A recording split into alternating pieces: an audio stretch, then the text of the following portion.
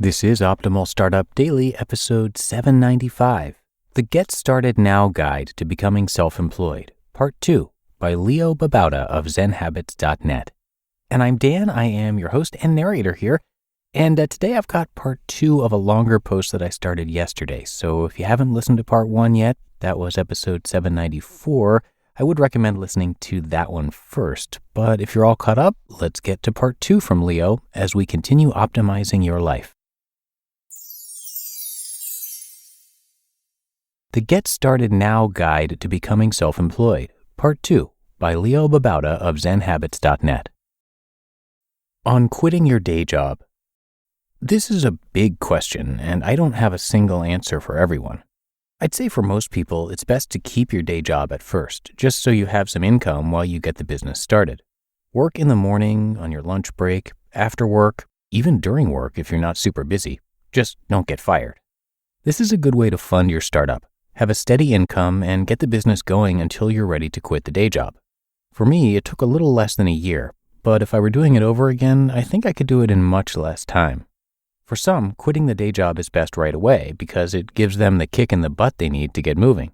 It's scarier this way, of course, but there's no better motivator. This is best for people who don't have a big family to support, singles or couples without kids. Or if you do have a family, perhaps you have some savings you can live on for at least 2 to 3 months while you get the business off the ground. Even if you quit your day job, you might be able to do some freelancing or consulting business to get some regular income right away as you also get the business going. What to do? First, you should choose something that you love and know a lot about. If you love gardening, do something related to that. If you love writing, do that. You should ideally have some experience or be willing to put in a lot of hours learning at first. If you're already good at something and you love doing it, you're off to a great start. Next, you should figure out what you have to offer and how it will be different than what's already out there. How will you meet people's needs in a new way? Who needs your service or product? How will you reach them? Where do they go now, either in the real world or online? And what's the simplest way you can reach them and offer your product or service? Simplest means the least work, the least amount of steps and complications, the easiest for the customer, the least expensive, and the least amount to start up. And how fast can you get started? What's the bare minimum you need to get started? For many, this is signing up for a free web account and putting up some content. For others, this is calling the right people and meeting with them with an offer to provide services. And that's all. Get the basics started and add the rest later. Again, you can get the business card later. You can figure out accounting and corporate structure and all that later. You can refine your marketing and product later. Just start and keep improving. Never stop learning and never stop failing. Failure is not the end of your business. It's just the beginning. You have to take the attitude that failure won't stop you from making it on your own. If your business doesn't get off the ground, learn from that and try again, but do it better this time. You might need to take a job temporarily to fund your life as you make another attempt, but that's okay. You do what you got to do. Failure isn't a reason to get depressed, to quit. It's a learning opportunity. Failure is a stepping stone to your success. And if you make it, don't take that as a reason to get complacent. You should always be learning, always improving. Not because you're not satisfied with what you've done, but because if you stop learning, you'll stop having fun. There should always be new challenges, new things to explore, new skills to learn, new ways to grow. One more thing. Do not be afraid of hard work. You'll work harder than you ever have.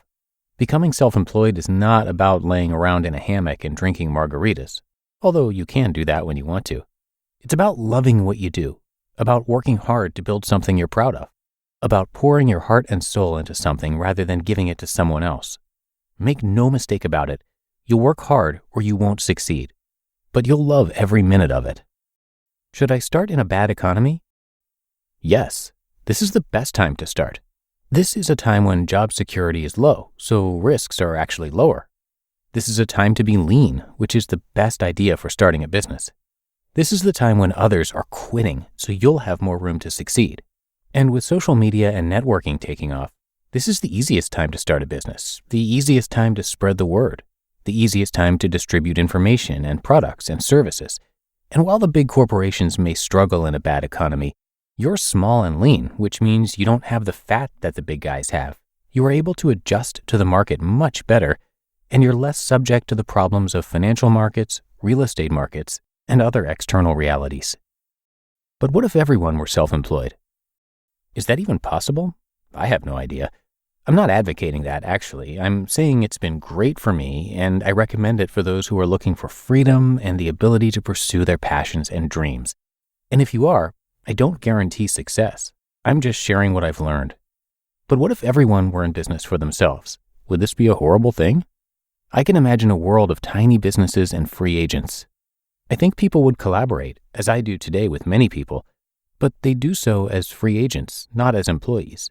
And that's a huge difference, a world of difference, because then they'd come in as equals and they'd be collaborating because they want to, because they're excited about a project.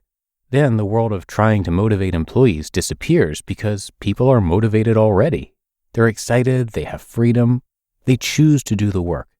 That's a utopia, obviously, and the real world would have all kinds of problems. But there are all sorts of problems today, so that would be nothing new. I don't know if it could happen or if it's desirable.